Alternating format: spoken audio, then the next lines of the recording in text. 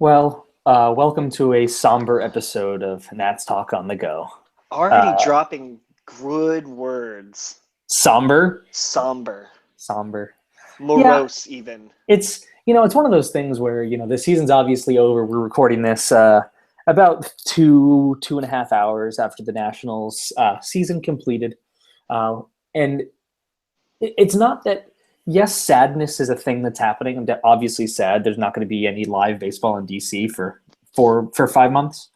Um, but it's still it's like just blah. I don't know how else to really say it. You said just it was like an empty feeling earlier when we were Yeah, texting, but just empty. I mean, it's such a part of daily life. I mean, one of the craziest things about baseball is the season is twice as long as any other major sport. yeah, Hockey and NBA both go 82 games, which is just over half. But you're playing every day. The players get what, 20, 25 off days a year? yeah. I think it's 20. It's something like 20 games off days a year. Yeah, 20 off days and an all-star break. Yeah, Which now what, 15% of I players think are I all-stars? think the 20 includes All Star break. Jesus. I think it includes All Star break. Yeah, it's So not many. it's a part of daily life. From April 1 essentially until October 1, uh, I watch baseball. Like, that's what I do. Like, Yeah, I read about baseball, I talk about baseball, I watch baseball highlights, I talk about baseball on Twitter, I talk about baseball on Facebook, I send Snapchats about baseball. Like, that's my daily life for 6 months of the year, and it's kind it's very jarring when it ends because I expect to wake up tomorrow and be like, oh, it's a Monday off day. Who's coming into town on Tuesday? yeah. Is it a 3 game set or a 4 game set? You know, I'm half expecting that, but the season's over. And so it's going to take me a little bit to readjust into, is it normal life? Which one is normal? I yeah, we're doing this for more of the year than we're not doing it. So I feel Right. like this is the normal. And for the record, the Washington Nationals had 18 days off this year, which included the All Star break. Man, you are quick on the stats. I just went and pulled it up real quick and checked. I mean, that's incredible when you consider it. You're talking about 18 days. Over the course of 180 days, so almost exactly half a year, they have 18 days off. And that's if they're not at the All-Star game working. Right. And So you talk to all these players, and I know Jason Worth and Bryce Harper talked about it in their post-game interviews. It's like these people, they become your family. You're with them for literally 8 or 9 months of the yeah, year, starting in mid March, or excuse me, mid to late February. yeah. Up until this point, they spend pretty much every single day together in some aspect. And so these guys become family to each other. And, we see the interviews, we talk with them on Twitter, we see their amazing Instagrams. Yes. I'm looking at you now. No kidding. And Jose Lobaton, who has the cutest Instagram ever for the Of course, of course. Love the Lobes. Yeah. But, these guys become each other's family. They become part of our extended family. And, we're not really going to hear much from them. At Winterfest, a couple people will show up for sure. But you're not going to hear too much from these people until pitchers and catchers and, full camp reports a couple weeks later after that. And it's going to be a giant void. And it's really, really sad. And the reason, like, the crazy thing about it is when that, family reassembles in February, it's going to look significantly different than it looks right now. Um, and that's kind of one of the crazy things. The one thing that stuck with me as I was watching game 162 was how many people that I got so used to watching over the course of enjoying the Washington Nationals that I just got used to seeing and kind of never really got an association with the fact that they would not be back. And the two guys are obviously Ian Desmond and Jordan Zimmerman because Ian Desmond's been with the organization for going on 12 years. He's been with the franchise longer than they've been in DC. Exactly. He which was is drafted when they were still the Montreal preposterous. Expos. Yeah, they didn't even know they were coming to DC when he was drafted. I mean, how many people out there, you know, don't know of the Expos? Right. I mean, how many 15-year-olds grew up talking about Ian Desmond and they are playing shortstop at high school because of Ian Desmond? But And wearing number 6 or wearing number 20 because, and yeah, they've never seen the Montreal Expos. That's right. how long he's been a member of the family here in DC and before that Montreal. Yeah. I mean, and you're right. And he's just been part of the franchise, and he's kind of he's the link to the beginning. Ryan Zimmerman's obviously one of those links as well, because he's been there since the beginning of DC essentially. Right. But Ian Desmond's just is that final link back to the roots of the team in as far as the franchise goes. So watching his post game press conference comments was definitely an emotional experience, I think, for me, or just for anybody that's For watching. anyone. I Just mean, to watch the the love and pain he is experiencing right now, and fans I know are all experiencing the I'll same thing. just tell you, my chili got a little bit extra salty Yeah, yeah, right. after that. Yeah, Got a little more soupy. yeah, that was mine as well. And you just see it, and you could, by all accounts, he's not coming back. Yeah, and It would be the shock of the century if that happened. right, and everyone pretty much knows I'm pretty cynical. I'm pretty, I don't really buy into narrative as much as most, and you know, I truly believe that when he says, I will always be honored to have been a Washington National, I truly believe that he actually means it. Yeah, I totally agree with you. He's given no impression in the entire time that he's played in DC that he's ever been anything but genuine. Right. And we're talking about a player who, when he was drafted by trader Jim Bowden, Yeah. that he was set to be a franchise shortstop. He was, I believe, touted as the next Derek Jeter. Yeah. By Jim Bowden, which way to heap some pressure on your young shortstop. Yeah, no kidding, right?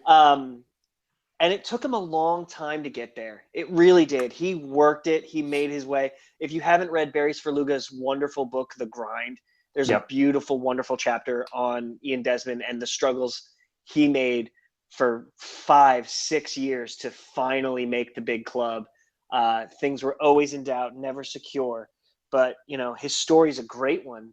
And he had troubles when he came up. I mean, we've talked about the errors. We've talked about the on-the-field stuff. We've talked about the prolonged slumps. But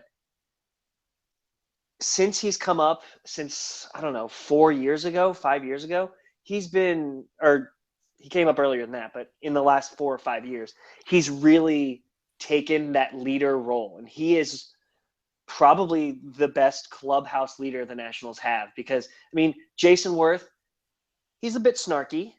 Ryan Zimmerman, he's quiet. Bryce Harper's young. Ian Desmond, he is the guy that's going to go out and he's going to set the example. He's going to say the right things. He's going to know everyone and love everyone in that clubhouse like they're his own family. And, that's kind of rare, I think. Obviously, neither of us are in a clubhouse at all, but you can just tell the impact he has in the leadership, the quote-unquote intangibles that he brings to a ball club. And whoever gets Ian Desmond to a massive contract, and believe me, it will be a massive contract, they are going to get one hell of a ball player and an even better person. So, well, that's the thing. Yeah, he's an incredible shortstop. He's still one of the best 5 shortstops in baseball, but he's also got the off-the-charts makeup. And fun thing, when you said about Jim Bowden drafting Ian Desmond, I wanted to do some research because I wasn't entirely sure. Drafted by Omar Minaya, by the way. Drafted by Omar Minaya. Because I just had to look. I was like, yeah, that's right. Former Mets GM Omar Minaya was the franchise GM for this current franchise. Yep. So true story. But on that note, you said, wherever Ian Desmond ends up, they will be lucky to have him, which is true. Where might you think that would be? I think, funny enough, the rumor I've seen most often is San Diego. Really? Yeah, I've seen that one a couple times. I mean, Interesting. you saw it actually around the trade deadline. I mean, he was mentioned a little bit, and Yeah, right. it's ironic, obviously, because Trey Turner came over from there, and you know, by all accounts, he looks to be the predecessor, or he looks to be the successor. Yes. Excuse me, to Ian Desmond. He came from San Diego, so I don't know. They've got money to spend, and they had a very disappointing year, and they've got a GM that is not afraid to make deals and spend money. Yeah, you're right. They certainly showed in this past offseason that they were willing to do that. The place, and I haven't seen any rumors toward this end at all, but I was thinking about the Dodgers, so similar part of the world. Mm-hmm. With Jimmy Rollins is going to be gone from there in the offseason. They're going to need a shortstop, and they've got money to throw around. And they have a connection. And they have a connection. Yes. Elaborate. Stan Kasten? Yeah, there you go. Yeah. Good. That's true. I hadn't thought about the Kasten connection, if you will. Nice with a K. Yeah. Like Cars for Kids. Yeah. 7 cars. No, they're not paying us. I'm not even finishing that. No. But yeah, they've got Stan Kasten, who was in the Nationals organization for a very, very, very long time until he was part of, I believe, the ownership group that bought the Dodgers from Frank McCourt a couple years ago. Yeah, with Magic Johnson. Yeah, so he's got that connection there, and once again, a team that has money, that's not afraid to spend it. Yeah, you're right. So a good way to wrap up the Ian Desmond conversation is Johan said, I mentioned it, and Johan said one of the shortstops that he coaches wears number 20 because Desmond does. So that's not even a guess. It happens, and so it will be hard to not have him around. And on the same note, they're losing two, as we said, and as everybody knows, losing two guys in 1 year, two huge guys, the other one being Jordan Zimmerman, who has been just the bulldog. It's been said a million times, but he's the guy that goes out and he was a stopper. He was always the stopper. When he's the Nationals first no-hitter. Yep. And he never struck out a lot of guys. He's not going to be the guy that's going to blow guys away, but he just has. You look at him, and he just seems to have that stuff that's going to allow for him to have a very successful long career. Just because he doesn't. There's no flash. He's consistent. All. Exactly. It's not like that is rare. Yeah, because he doesn't have the Scherzer, Strasburg 10-11 strikeout type stuff. And so he just comes after you and outthinks you and outduels you every time he goes out. And that kind of thing doesn't go away like the ability to throw 97 miles an hour. Yeah, and I mean, he was the Nationals' hope, like the hope in like 2008 when there was nothing. Yeah. Oh, he was the first guy. He was the first guy that you look at and say, "Oh, he's your first." He was the first franchise pitcher. Yeah. He is probably, as of right now, the best pitcher in Nats history. I mean, I haven't looked at the numbers. I don't know. Oh yeah, he's definitely the best pitcher in Nats history, especially if you're considering longevity. I don't think there's any question about that at all. Right. So he was the guy. I mean, who's the competition? Livan Hernandez. I mean, that's pretty much it. He was the guy that went out there and tried to get a win with a ball club that lost 100 games when the next day he was giving the ball over to, gosh, what, I can't even remember any of the names back from then. They're just so bad. Yeah. Gosh. Nope. They're not worth remembering. No, there's one I'm trying to remember in specific. Who's the guy that gave up Bond's home run? Oh, God. Oh, Twitter's going to kill me. I'm sorry. Yeah, keep talking. I'm going to remember it in a minute. Mike Baschik. Yeah. Yep. Anyway, Jordan Zimmerman was in the same rotation as Mike Baschik. Yeah. And he's ended his Nats career in a rotation with Steven Strasburg and Max Scherzer and Gio Gonzalez, So it's just I'm happy he's been along for the ride, and you can't replace Jordan Zimmerman. You can't replace the mentality. You can't replace the consistency. I think his clubhouse presence is just that he shows up. Yeah. He says, "Give me the ball, and I'll take it." I mean, Give me the damn ball. give me the damn ball. Get I'm back not in the going to dugout. smile. I'm not going to do anything, but I'm just going to be really good. Go back to the dugout where you belong. Yeah. And Um, so, no, go ahead. favorite Jordan Zimmerman memory? Game, the game, what The was it? relief appearance. For the relief appearance. The Yeah, relief it's appearance. the relief appearance for sure. Yeah. That how can that? I know the no hitter was a huge experience. I didn't actually, unfortunately, watch it. I just watched the ninth inning because it was the last game of the year. It didn't matter, and I was out doing things. Yeah, I was at an Alzheimer's walk, and I listened to it on my phone. Nice. Yeah. So that's a great memory, and that is probably most number ones I would say for people. But my number one is it's that relief appearance, seventh inning, just too good, too good. Yeah. Yours? And it had stakes. I mean, yeah, that's mine, obviously. Oh, it is. Okay. Yeah, it's got to be. It had stakes. I mean, game 162, very cool to end the season that way.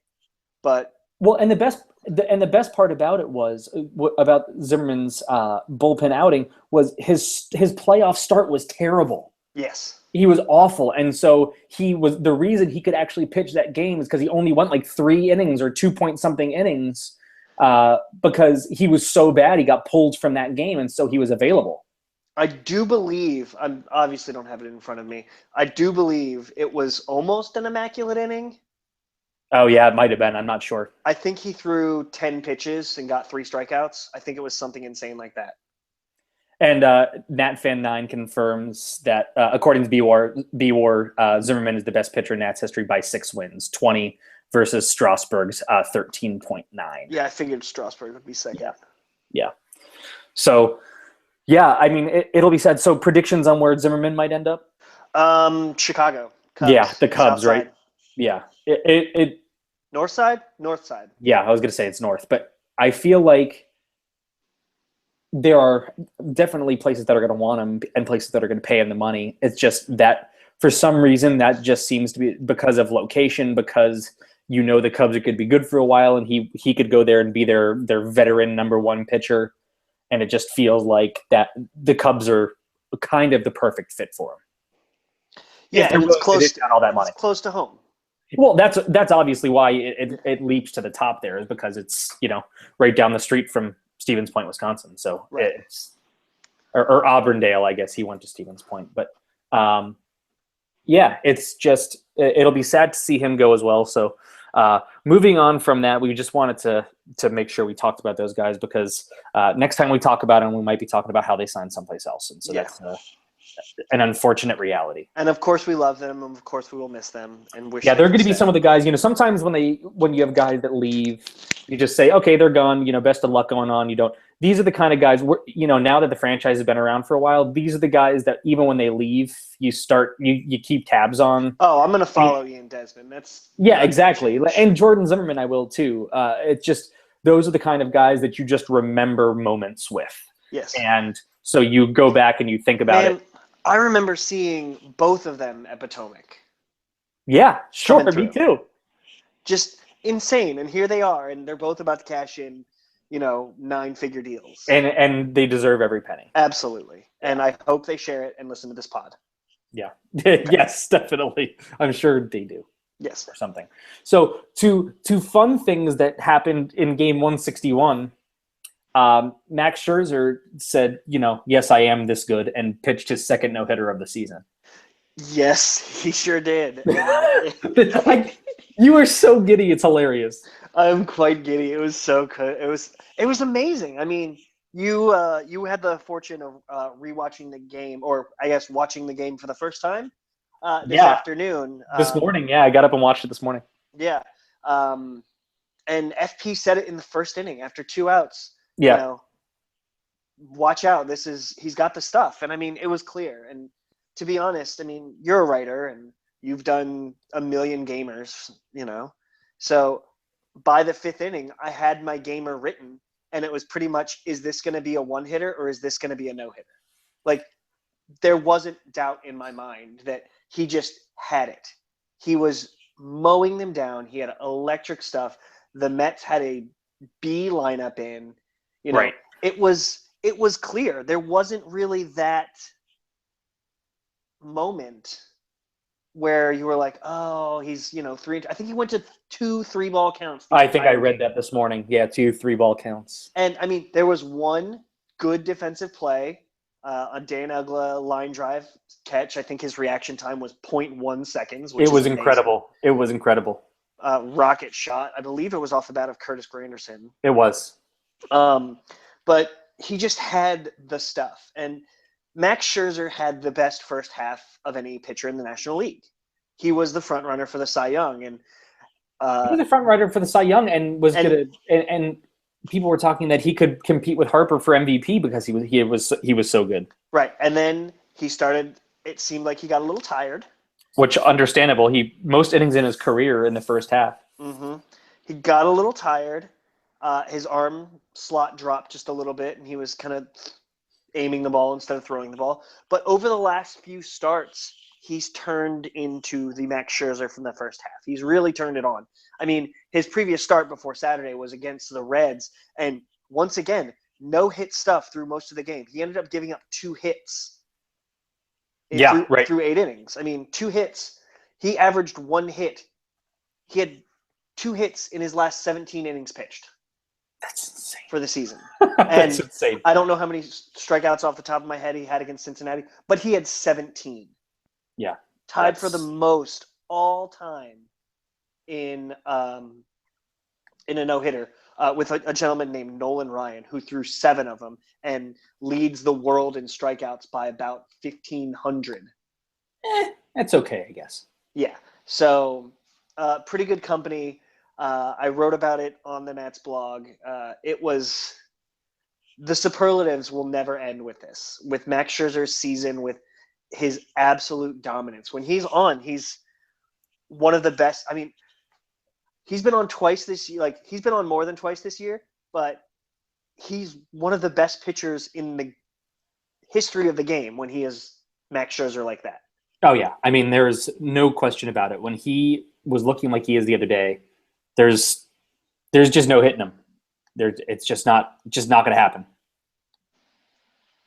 Yeah, it was amazing to watch, and it was a really nice finale for a disappointing season. And I know you and I have talked a little bit this week about superlatives a little bit, and we're going to get into that here in a few minutes. But Max Scherzer, honestly, coming into this last start, he was sitting 5-6 probably in Cy Young voting. I think now he's easy 5, just by how he's finished the season. Oh yeah, we were chatting about that the other day. I kind of had him like 5 through 7 before. Yeah. Yeah, and you could easily see how he could end up 7 just because the National League is so stacked with pitching this year with Arrieta and Kershaw and Greinke and Garrett Cole, and just Bumgarner and just DeGrom. There's just so many people. I think that with doing what he did in the 2 no-hitters, he solidified himself solid 5. Definitely top 5 finish for Cy Young. I agree. Just real quick, a couple more superlatives. He is I believe the first pitcher to get a hit in 2 no-hitters. Yes. Since 1944. Yeah. He out-hit other teams. Yeah. His batting average is higher than his batting average against, which are you kidding me right now? That's just insane. Yeah. He had a game score last night of 104, which is the second highest in history. Yeah, I was going to say, yeah. For context, that's like a game score above 100 is like, I mean. There have been 12. Yeah, ever. Max Scherzer has 2 this year. Yeah, he's 12 in the history of baseball, Joe. Yeah, and he has 2 in 1 season. And he has 104 and I believe a 102. That sounds right. So second behind Kerry Wood's 20 strikeout game. Yeah. And 102, which is tied for 6th. Well, his no-hitters were was a 17 strikeout game and a 16 strikeout game, weren't they? Actually, I don't think the no-hitter was that. Oh, I so think the no-hitter was not that 13 or 14. I think the one against the Brewers with the Carlos that Gomez was the 16 strikeout. was 16. Yeah, that was that one. But in all reality, he did add a walk in the Brewers game, but if he hadn't, he might not have. If he hadn't if Carlos Gomez hadn't gotten a bloop single just over the outstretched Anthony Rendon, if Jose Tabata hadn't leaned his giant, massive body armor into a pitch with 2 strikes, 2 outs in the top of the ninth, and if Yunel Escobar and if Anthony Rendon was playing third base in that baseball. If Anthony Rendon was playing his natural position, or there was a first baseman there that could actually catch. Yeah.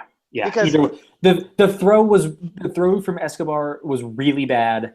Clint Robinson probably should have picked it. It was an easy hop. But in all reality, you could have looked at 3 perfect games. Yeah. In one season. Easily. Which no one's thrown 2 perfect games ever. Yeah. That's so. It's a special thing that we watched. There will be a lot more putting it into context as people can digest. I mean, it kind of came at a time when, it was a doubleheader, the season's ending. But also, huge kudos to Wilson Ramos. 3 no-hitters caught in 161 games or whatever. Yeah, for all the conversation about how superior, and I subscribe to this, how superior Jose Lobaton is, and defensively as a defensive catcher, and the way he calls a game and everything else, you can't argue with catching 3 no-hitters in 162 games, and Wilson Ramos has done that. And so obviously something's happening with those pitchers when he's kind of in sync with them, which he obviously was in order to be able to do that. Yeah, absolutely. And just a mini side note on Wilson Ramos. I believe he was top 5 in baseball in caught stealing percentage. So was he really? Interesting. Yeah, Did not know that. I believe he was up there. So anyway, Max Scherzer, just what an amazing season. I mean, he is every bit of the ace that the learners are paying for. And honestly, like I said in the Gamer, if you ask most fans in DC, they'll tell you that he's already been worth the money. I mean, just with the community outreach with him and his wife, just the amazing attitude, the clubhouse leader, he's always on the top step. He's always right there, first to greet someone, first to prance over and congratulate someone on their first career home run, Yeah. So really good thing to see from Max Scherzer. And he really, as sad as the end of the season was in the last couple months, that really was a nice cherry on a crap Sunday. Nice cherry on a crap Sunday. And I want to say, since you talked about how incredible his first half was and how he turned it back on at the end, the incredibleness that was his Scherzer's first half, Steven Strasburg's pretty much done the same thing in the second half. And it's worth just noting really quick. And while you were doing that, I wanted to bring it up because, fairly or not, because of the debut that Strasburg had and the expectation that he had upon him from the time he was drafted, he gets some due and some undue criticism. And so I just want to say that in the second half, he has the 4th best ERA with a minimum of 60 innings pitched, behind Jake Arrieta, Clayton Kershaw, and apparently J.A. Happ, which was surprising. But I did not expect that name to be on there. For the second half numbers, he is ahead of Greinke, Harvey, Bumgardner, Lackey, Jaime Garcia, Garrett Cole. I mean, he has just turned it on in the second half in an unbelievable way. He also managed to put up 2.5 wins above replacement in the second half. In the second half, and he only threw 66 innings. He is only one win behind Madison Bumgarner, who threw 33 more innings than he did. That's not bad. He just did it. Also, he had a 12.5 strikeout per 9 rate. Yeah, and can we talk about his velocity real quick? Yeah, where did that come from? He's throwing 98 and 99 again. It's weird. I think that, and the reason I wanted to bring that up is because I think that Max Scherzer has changed Steven Strasburg. Nice. Yeah. I think that Scherzer has had enough conversations and enough time with Strasburg to go, listen, like the stalking around the mound that Scherzer does, and the fact that he always leaves it in the arsenal for his has enough gas in the tank for his final 15 pitches, and just it will not hesitate to go up and pump 98, 99 miles an hour. I think has changed the way Steven Strasburg pitches. I think Max Scherzer, from conversations and watching him, it's changed Strasburg. I think it has. That's awesome. Yeah, And I hope it sticks. It's been great to see, honestly, between you and me and the podcast listeners, the two of you. It scares me. Yeah. The increased velocity scares me. Yeah, it does. You think he's overthrowing? I don't know if he's overthrowing. I'm just Injury. You don't see someone go from sitting 94, 95 to sitting 97 after 5 years of a specific velocity. Yeah, it's my counter argument is that he really came back in 2012. And so it's been, the last 4 years that he's done that. And I think that he thought that's what he was supposed to do in order for his arm to not fall off. Right.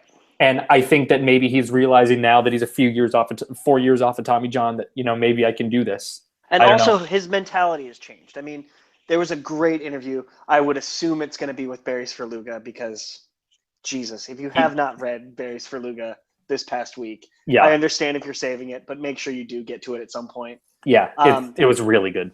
But he changed his mentality. He said, I'm thinking about every single pitch one at a time and not letting anything previously or in the future affect me. Yeah. Which is great. That's anybody will say that. You think back to a guy like Mariano Rivera, who, best reliever in the history of baseball. And he said the same thing. He's like, if I blew a game, I just forgot that game happened. And I think that to be a successful pitcher and with that kind of elite level, you just have to have the shortest memory ever. You just have to forget it happened. Otherwise, it could end up hurting you. Yeah, no question. So, we would be remiss to not point out, as Jason Worthbeard just tweeted me, that he, goateeless Strasburg. He shaved the goatee, and that changed everything. Yeah, which is weird. So bizarre. Any other? I don't want to talk too much about that since we're kind of doing wrap up. Anything else before we get to superlatives? No. One little fun fact. I want to stay away from rabbit holes, but Max Scherzer, I believe, finished the year 5th best in the NL in batting average against. You know who was 4th? You will never guess. Former Nats great. Former Nats great. A starter? Yes. Dan Herron. No. Pitches for the Milwaukee Brewers. Oh, Marco Estrada? Marco Estrada. No kidding. Yeah, super weird. Okay. Yeah, that's crazy. I can't believe I even pulled Marco Estrada. Yeah, that's a job well done, sir. That's incredible. Without Brewers, there's no way in hell I would have ever figured that out. So let's talk superlatives. We'll talk about we'll just start at the top and go down. Let's just start at the top and go down. Yeah, because we've already hit on a couple of them. We're going to take 2 seconds because obvious. Yeah, MVP is Bryce Harper. Is there runner-up MVP? Runner-up MVP. Oh gosh, Yunel. Yeah, it's hard to find an answer that would not be Yunel Escobar if you're saying only position players. Otherwise, runner-up would be Scherzer for me, but if you're saying I'm only going to do position players, then you have to look at Escobar. I mean, it was awesome. Yeah. LVP, least valuable player. Least valuable player. I don't know, man. Yeah. This one's really, really tough. Well, and are we saying, and this is always the issue, are we calling for the worst player, or are we talking about the guy who provided the least value? And I think that's the difference. I'd say the least value. Yeah. Yeah. Can I just say the bullpen? Yeah, that's actually a very good answer. I mean, I want to say that for Cy Yuck, too. Yeah. So. Yeah, that's true. That's it was bad. I'm just going to say the 7th and 8th innings. Yeah, both of them combined. Every one of it. Yeah. But, oh, gosh, I don't know. Ian Desmond's first half. Yeah, I don't think there was one player that you can look at for me and say he was the least valuable player because there's just so many things that went wrong. Surgery?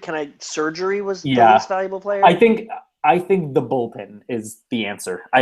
That's a very good answer. Yeah, I'll go with it. Yeah. Cy Young Max Scherzer. is there a runner-up? I think second half Steven Strasburg. Yeah, that's their quantifiers. I mean, I would say Jordan Zimmerman because I think he just flew under the radar. Whoa, shocking that Jordan Zimmerman would fly under the He radar. continues to do that all the time. But yeah, second half Steven Strasburg if we can pull it apart that much. But Cy Yuck. Oh gosh, it's not his fault, but Tanner Roark. Yeah. Oh God, it's so. I'm gonna go with a different answer because that was my answer, and I'm just gonna go with Jonathan Papelbon because Yeah. the Do you worst. remember when he was a Washington National? It's crazy, right? Oh Yeah. my gosh. So I put Tanner Roark down there, and I was going to say exactly what you said. I think he was the worst pitcher on the team, and I don't think it was at all his fault. I think that you cannot reasonably ask a pitcher to change roles that much during a year and expect any level of success at all. See Ross Detweiler. Yeah, you just can't. You cannot do it. It's just not fair. I think Tanner Roark is going to get a shot to make the rotation next year, and I think if he makes the rotation and you say you're going to be a starting pitcher, I think he's going to be fine. Yep. It's just you can't expect a guy to be able to switch roles that much. Yeah. So, like I said, it's not his fault, but this is a pitcher who had a sub-3 ERA last year and had a 4.5 plus this year. Yeah, big difference. When he was needed. Yep. So. Totally. Oh, Fister coming in from Johan. Yeah, I mean, when you talk about the drop-off, it's hard to not look at that. It was obviously a huge issue. There's something not right with Doug Fister, and it's either he's just getting old or he's hurt. Well, I mean, if you look at Doug Fister, the trends have not benefited him over the last couple years. I mean, he's a soft-throwing ground ball pitcher. Yeah. And when your velocity dips below 90 on your average fastball, you have to be pinpoint perfect to be effective. If you leave anything up, you're going to get destroyed. If you miss your spot, you're going to get crushed. Yeah. So, and he missed many spots this year. So and got crushed quite a bit, unfortunately. Yeah. So, I agree that his value to the team was less than expected, but it was somewhat predicted. Whereas Tanner Roark, young pitcher, really depended on, to be the same Tanner Roark as a young pitcher, you shouldn't have to worry about that kind of decreased velocity and all that kind of stuff. And so, yeah, you're right. That's a good addition. Thanks, Johan. And Jonathan tweets also, how about Joe Ross for runner-up Cy Young? That's a pretty interesting point, actually. He doesn't have the innings behind him, but he pitched so well when he did pitch. We're gonna get to him probably. Yeah, I think so, but I think it's definitely an interesting call, I would say. Yeah. Okay, so comeback player of the year. It's got to be Danny Espinosa. There's no other answer. There's no other answer than Danny Espinosa. Yeah. I cannot imagine somebody giving another answer that I could get behind. Just to have the kind of year that career that Danny Espinosa has had, has been kind of underachieving since that very first year. What a super weird year, too. I mean, just think back to spring training and the offseason. Danny Espinosa will no longer be a switch hitter. Yeah, right. Can you imagine? What happened when what? Then all of a sudden he's like, actually, I'm going to be good for that. So yeah, he's like, oh, I remembered how to hit you guys. It's fine. Seriously, I got this. Yeah, it makes you wonder, and we're gonna talk about this down. So I don't want to get to it, but when we talk about manager, I want to bring this up a little bit. Okay, but yeah, let's give Espy just a little bit more love. I mean, there were so many injuries, and Desmond was ineffective. Anthony Rendon was down. Ryan Zimmerman was down. And Danny Espinosa just came in and said, "I got it. I will be a replacement for these players." And he was. He wasn't sub-replacement level like he has been for a couple years, he was effective. And we've said it. We beat the drum so hard. His defense is worth him being in there anyway. And that is the most interesting thing, because if you look at Washington Nationals F4, Danny Espinosa has a higher F4 than Yunel Escobar. He has the second highest F4 on the Washington Nationals as far as offensive players, with 180 fewer plate appearances.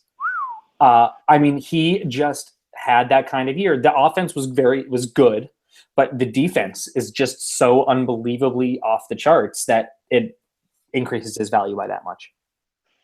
Yeah, so it's none other than Danny Espinosa, who honestly could have been, if he'd had another year, he might not have finished the year with the Nationals. Yeah, for sure. And he definitely might have been non-tendered in the offseason, but he's definitely worth keeping around for a long time now. I mean, he has become a core bench piece because he's now shown that he is capable of coming in for a month and manning first base, second base, third base, shortstop, left field effectively. And not to mention, he's under club control for 2 full entire seasons. Incredibly, incredibly valuable. Yeah. And it would be without the hitting, but it would be hard to justify. Yeah, for sure. But now that he's hitting, I mean, we're looking at we'll talk about it when we get to manager. Yeah, exactly. So under the radar player. This is where I'm going to put in Joe Ross. Yeah. Joe Ross. I'm going to put in Joe Ross. I mean, he was the second piece of a trade for Trey Turner. I mean, no one had heard of Joe Ross. Everyone, it was, the Nationals trade for and get Trey Turner, and then some guy named Joe Ross.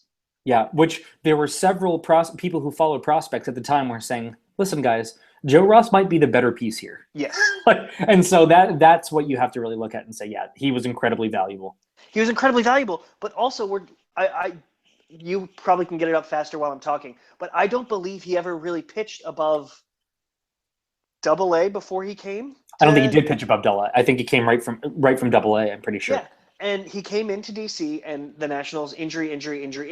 And all of a sudden, a guy named Joe Ross that no one ever heard of is getting the ball. No, he did throw 24 innings at Syracuse. I forgot about that. Oh, boy. Yeah. Well, when he came into the organization, I mean. Yeah. Oh, when he came to the organization, he had not been above Double-A, and he had only thrown 20 innings in Double-A. Yeah. So you're looking at a player that was not supposed to be a major leaguer this year. Yeah. Essentially.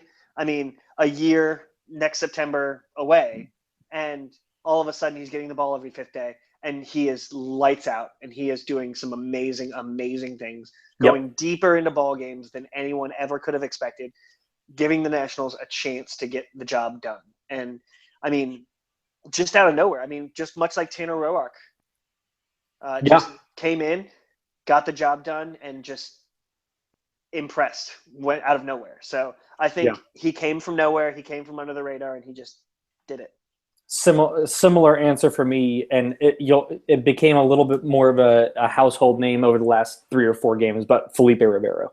Oh, yeah. Rivero has, I would say, well solidified himself to make the bullpen next season as long as he's healthy. Certainly as a left-handed guy, but I think there's an argument to be made that he could be a regular, if he can get more effective against righties, be a regular 7th or 8th inning guy. He throws unbelievably hard. He locates his pitches, and to be able to do that as a left-hander that throws up to 100 miles an hour is incredible. It's incredible and valuable, and I think that he's a guy that you're going to see stick around for a little while. I think that he flew under the radar for most people this year with the way the bullpen went, but the reason that he had issues at any point during the year was because he was used in wrong spots. Mm-hmm. And so I think when you really look at Felipe Rivero, he was definitely my under the radar guy with Joe Ross pretty close after. Nice. Best move. So I'll take this back to, I guess, the offseason, and I'm going to, might be tough, might sound stupid based on what happened with the bullpen, but I think getting Yunel Escobar for Tyler Clippard. Yeah. was a great move at the time. Yeah. Obviously didn't work out as much with the bullpen, but Escobar was we talked about him as almost runner-up MVP for the Nationals Yeah. offensively. He's a And guy, he hit like 311, I think, this year. yeah, he hit over 300, and I believe he's under contract and he's going to be making peanuts for a Yeah. couple years now. He's making very little money. And you've got a middle infield piece, a guy who should be playing second base all year. With plus 300 hit. I mean, come on. That's for an eighth inning walk year reliever. Yeah. So, I mean, I think it was a great deal at the time. I think it was a great move. It didn't work out as much on the other side of things because of how bad the bullpen was. But honestly, Tyler Clippard was not good until he got to New York. Yep. So, yeah, he was pitching okay in Oakland, but he was mostly enjoying their massive ballpark more than actually pitching well. yeah. So my answer is going to be on a similar vein, and it's the Blevins for Dendecker trade. Nice. Because again, it would have been really nice to have Jerry Blevins in the Nats bullpen, except he ended up being hurt all year, and the Nationals got Matt Dendecker, who started to look incredibly good towards the end of the season. He has been very good defensively, and he's under control for the Nationals through the 2020 season. They have him under team control forever. So to look at a guy that you could control for the next 5 Major League Baseball seasons, and at 28 years old, so you're controlling him through his prime years at very little money, for a guy who is a reliever that ended up getting hurt and didn't actually really pitch all year, that was a coup, I think, of a deal in the offseason. Dendecker really came along here towards the end. Yeah. Hit for some power. I mean, he's fast as hell. Yeah, real quick. He really is quick. And I mean, he's a lefty. Right. Which is great. I mean, you need some speed. You need a left-handed speed bat. Yeah. So having him for as long as the Nationals do, oh man. Whew. Yeah. I'm with you. So Jonathan just asked, no love for the Sousa Ross Turner trade. I was, yes, that is the trade for me. We had just talked about that move, and so I was going on a different move. I was talking about a different move. That obviously is the coup trade for me. We just talked about that. I was talking about a different trade. Like I was trying to expand the repertoire. We were trying to show off our knowledge. People. Yeah, exactly. We don't have much. We're doing something. But I know I love you. Oh God, what are you doing? So Feng just tweeted at us that fun fact: Joe Ross got his first major league win before he got his first AAA win. Nice find, Feng. Very nice. That's a good find. So yeah, worst move. I don't think there's any question. Is there a question? Not firing Matt Williams or Jonathan Papelbon taking it. Well, Papelbon was mine. Yeah. Obviously. Yeah, either one of those would work. I don't know that there's anything else that could even end up on the list. But it has to be the Papelbon move. And this is me being somebody who defended that move at the time. I understood what Rizzo was trying to do. The bullpen was atrocious all year long. He was trying to add depth by pushing guys back into less stressful roles. But it broke everything. I mean, it wasn't the one thing, but it broke everything. And it was a shame. It was a damn shame.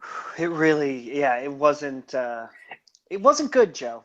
Yeah, and I actually stopped reading any stories about the Papelbon Harper thing about 4 days ago, just because. Wow, you made it that far into him. Wow. Yeah, it's just you can't. Well, 2 days afterwards, whenever the hell that was, I really. When people started somehow defending Jonathan Papelbon. Yeah, that was like my okay, no, goodbye internet, because there's no point. But bye, Felicia. Bye, Felicia. Yeah. So I'm going to scroll back here in time, and ooh, I love it when we scroll it back in time. So do we want to? All right, let's take a couple of questions and then hit the last Ooh, we have questions. I think we do. I'm trying to find it. Oh yeah, Fang asked. This is the one that I really wanted to talk about before we talk about the last things. Is there going to be a? So I guess the question ultimately is, and I'm gonna modify it, Fang, a little bit. Is there a shortstop in waiting for the Nationals right now if they don't acquire anybody in the offseason? Yeah, it's Trey Turner. Do you think it is? I think it is. I think you at I least don't. have. I think you at least give him a shot. Yeah. The reason I think you get him at bats, I think is Danny Espinosa. Yeah. I think you say this is assuming the roster stands. I'm not. I say you put Yunel Escobar at second base, you put Anthony Rendon at third base, and you put Danny Espinosa in there, and you say you did it last year. Let's see what you can do, and give him the shot to do it. I think that if that can happen, and you can get Trey Turner some more at bats at the lower level, I just think that Trey Turner's bat's going to be pretty good. They're just he doesn't have the arm at all. Yeah, he And doesn't have as strong an arm now. and so there are just some throws that I've seen, and I haven't seen a lot of throws. He hasn't been doing it much, but anytime I see him, it just feels like he doesn't have the arm that I would Okay. like to see there, especially coming from a guy like Ian Desmond there. Yeah, well, I mean, you're comparing, young Trey Turner to one of the top shortstop arms in Oh, hey. baseball. Oh, absolutely. And I think that if Danny Espinosa plays there, he will also have one of the top shortstop arms in baseball. Oh, no question. No If not question. the best shortstop arm in baseball, outside of Ian Andrelton Desmond and Simmons. maybe Andrelton Simmons. I mean, that's pretty much it.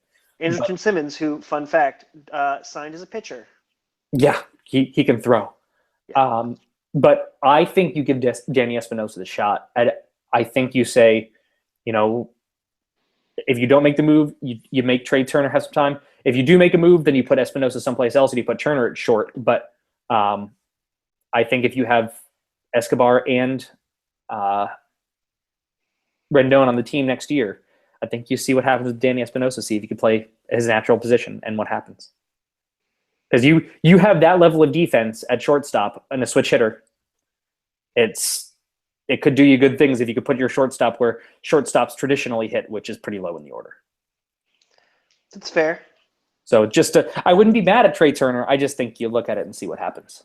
Yeah, I mean, maybe I don't know if the minor leagues would really help Trey Turner much anymore. I mean, he's shown that after about 30 plate appearances, he really Oh yeah, turns on the hit. And I mean, he did it here in DC. He's done it. He did it in AAA. He did it in AA. I mean, he ended his AAA season hitting, I think, 314 after a slump to start his time there. And I mean, he can hit. He's a hitter. yeah, But I mean, I don't think the minors is going to help his arm. I don't think that's going to benefit much at all. yeah. I don't think it will either. And he's got range.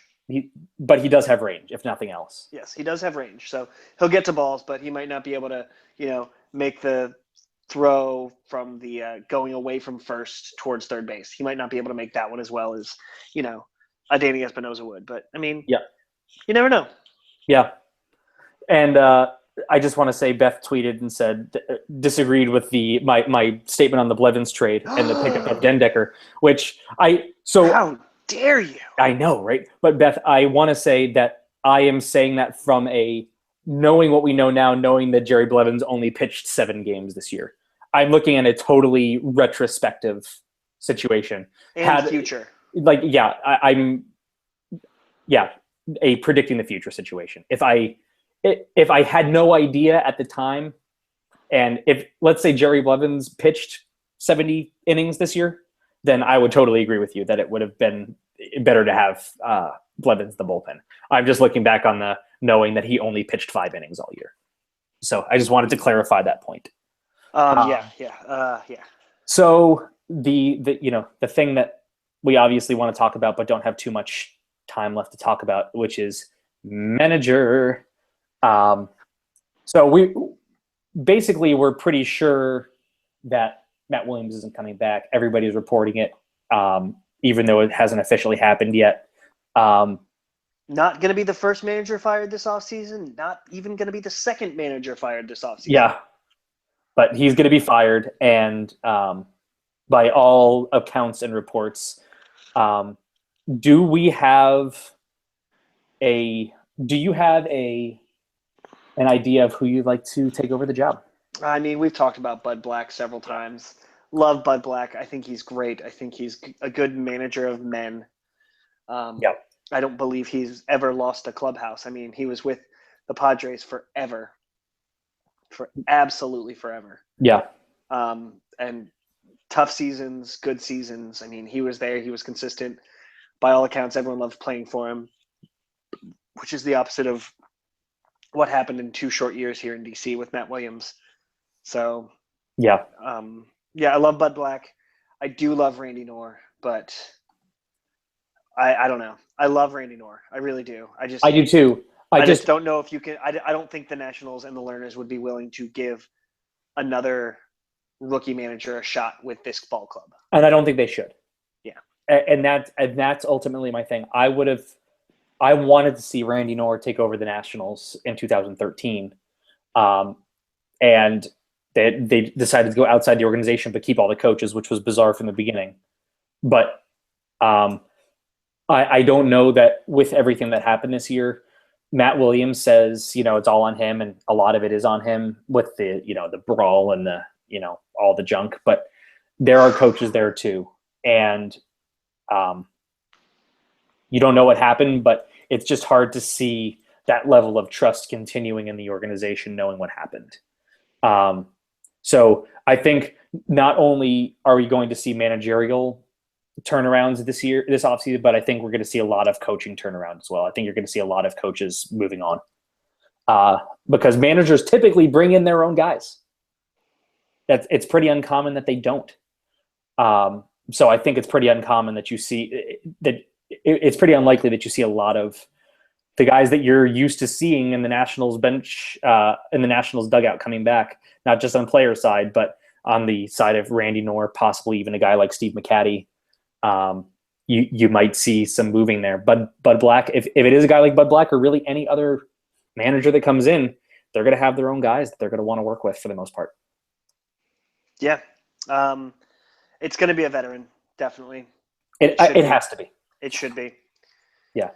So, yeah, I put on Twitter earlier, over under 24 hours, Matt Williams, we all get the press release that he's been released. Yeah, I want to say push and say that it's going to be like, at some point, it's either going to be on Monday, it's going to be on Wednesday, or it's not going to happen until after the World Series because they're only going to do it on off days. So, what if there's I think it happens on Monday or it doesn't happen until November because typically teams don't fire guys during postseason play. Right. So I feel like it has to happen on Monday or not at all. Mike Rizzo you saw the quote from Rizzo today. Yeah. Seemed to indicate that he wants it to be pretty quick, right? So I'm going to say push to under. I'm going to push to under. I'm taking the under. I think it's going to be around lunchtime tomorrow. I mean, there's no game 163. Yeah. Well, that's the thing. That's the only reason I wasn't totally sure because if there was going to be a game on Monday, they wouldn't have done it on Monday. Right. But I mean, the Phillies fired their manager within 15 minutes. The Padres within 45 minutes. I mean, yeah. But it's good that Rizzo didn't be like, "Hey, you're fired. Now let's all fly back to DC together." Sure. Because that would have been really super duper awkward. That would have been uncomfortable. Yeah, it's just the reality, and everybody knows that it's coming. But Rizzo would have definitely been the torturer. Yeah, exactly. Which is not the role that he wants to go with. So, any other things you have written on the? Craig pretty much put together all the superlatives and things, so I'm just reading off the list. Can you say that again? Because I don't think anyone's going to believe you. True story. He came up with the list of things, so Craig did the work. I'm just reading off the list he gave me. So you have on here chance of a total rebuilds ? Yes. This season went about as this was the nightmare scenario for the Nationals. Yes. I mean, everything that went wrong did go wrong.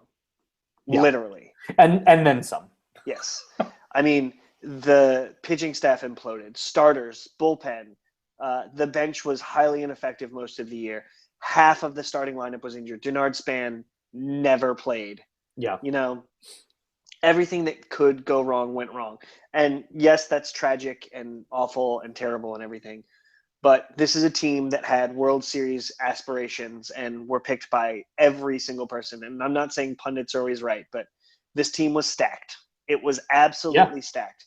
And now you're looking at another injured year of Ryan Zimmerman, another year where Jason Worth is getting older. Center field question mark. I mean, Michael A. Taylor is there, but you're looking at a guy who's going to hit get on base at a 275 clip. Yeah. All world Bryce Harper. You don't know what you're going to do at shortstop. Wilson Ramos is not offensive Wilson Ramos. Yep. I mean, is there a chance that the Nationals make some serious moves and do a massive rebuild? Like, I'm not saying trading Bryce Harper, but saying, hey, who wants to talk? Yeah. I'm not saying it's going to happen, but is there a chance that, hey, Steven Strasburg's coming into just about his walk years next year, right? This is his walk year. Yep. Yeah. Hey, Steven Strasburg might be available. We've got some young guys. We've got Lucas Giolito coming up. We've got Joe Ross, who's fantastic. Tanner Roark looks great in the spring. Maybe you trade a Steven Strasburg. I mean, is there a chance this kind of stuff happens? I think there's a definite chance this kind of stuff happens. And it's exactly the points that you had mentioned, and these are exactly the things that I had typed out. Jason Worth's 36 going on 37. Ryan Zimmerman hasn't had a healthy year in forever. Anthony Rendon gets a little bit hurt. Wilson Ramos, the offensive issues that he hasn't really turned out. Michael A. Taylor, really good baseball player. Is he a guy that you have nobody in the Washington Nationals? Are you kidding me? Those were your notes? Yeah.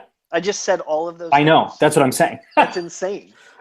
You have Escobar, which is great, but this is the only year he's done it since exactly forever. Exactly. And so I would say that my biggest concerns, if I was going to pick things on that list, the Nationals have no one to hit at the top of their lineup at all. Jason Worth is he's getting old. We love him. He had a great second half. Exactly. But it's the reality of the situation. You can't count on a guy that is pushing 37 to hit first or second in the lineup typically during that time. It's just not. It doesn't happen. Michael A. Taylor, God love him, he's fast, but you can't. He's a 7-8. He's a 7-8 hitter. Yeah, exactly. You can't strike out 25% of the time and hit at the top of the lineup. You just can't do it. So maybe Trey Turner turns into that guy because he's fast and he hit for high average all through the minor league. So maybe he could turn into that guy. Low power, high average, steals a lot. Right. But he's 23 years old. Can you count on a guy to do that right now? I don't think that you can. No. So I think there is a lot of things happening with the national lineup. So that could significantly happen. That would change the lineup. You could see Steven Strasburg traded. You could see Wilson Ramos traded. Even. I mean, you could see. I think Ramos will actively be shopped. Yeah. I think that Strasburg they will listen on, but I think that they are actually actively going to go look for suitors for a guy like Ramos because they think they can get something out of him. But I would say like one of the huge issues that the Nationals have. What do they do about first base?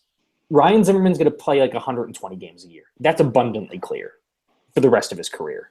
He might get up to 140, but you need a guy who can back that up, that can play around, and maybe Danny Espinosa is that guy, but the Nationals have, not saying they need to do huge things, but there is the potential that they will choose to do big things. Yes. That is a very real potential. But yeah, I've been thinking about it, and this was a nightmare season. I mean, when you look at odds out of 1,000, I mean, this was probably a 5 out of 1,000 chance that a season like this happens. But it happened. Yeah. And the reasons it happened are legitimate reasons. Right. And part of it you can put on Matt Williams, but there is a lot of it that you cannot. Yes. And so I don't We've beaten Matt Williams into the ground. He is nothing but pulp. Yes. So we're not even going to get into that. But, things happen for a reason. And Mike Rizzo, of course, as we said last time, is not to blame for, not getting bullpen help or, all of those things. But these things happened, and Ted Lerner's getting old. He wanted this to be the year. He said once again, in Berries for Lou's book, The Grind, he said to Mike Rizzo, I want Max Scherzer. We're going to pay him this much. And Mike Rizzo said, I'm not doing it if I have to get rid of Jordan or Ian. And Ted Lerner said, you don't have to. Let's go for it. Yeah. He's getting old. He's getting impatient. He wants to bring a title home to DC. Gotta love him for doing it. But if Mike Rizzo, he has never been shy of trading away people. So crazy. If he thinks he can get a better ball club by trading away one of those players, he's going to do it. Yeah, I agree. So I don't want it to happen because obviously we love our people. So, yeah. Yeah, there are weirder things could happen. And the one thing that I just remembered, the one thing that I wanted to mention earlier, that Matt Williams obviously does not have what it takes to be a manager, but there are plenty of people, Bryce Harper among them, who would swear by his ability to teach them how to hit. And I think that there's a possibility that Danny Espinosa was part of that ability. So part of me wonders if Matt Williams' next job in a dugout is as a hitting coach. Yeah. And I think that could be a position that would fit him better than a managerial one. Yeah. So that's going to wrap up this episode of Nats Talk on the Go, the first off-season edition of the show. It's really sad. It's tragic. We love you guys. You guys have made the podcast, although it's been sporadic. I've probably had more fun when we've done the podcast this year than I have in the past. Yeah, I have too. It's been fun. It's like you said, it's been unfortunately a little too sporadic, but we'll do our best. We'll do our best. I'm welcoming a child into the world at some point, so things are going to be not too distant in the future. No, things are going to get a little crazy, but I will still try and podcast as much as possible as long as Joe is willing to podcast with me. I know it's hard to get the two groups together, but we'll make it happen. But like Craig said, we really do very much appreciate all of you listening. It was a ton of fun doing a live show this year. We will do that again in the not so distant future. And there will be many other times to talk about this stuff. We'll be back with you in the off season when something happens. We're not going to promise any sort of time, but we're not coming back tomorrow when Matt Williams gets fired, though. Yeah, if that happens, we will come back and do a 15, 20-minute hit or something. But that'd be amazing. Okay. Yeah, that could be pretty cool. Sweet. So thank you all for listening. We appreciate it, and we will catch you next time. Enjoy your off season. Love you guys.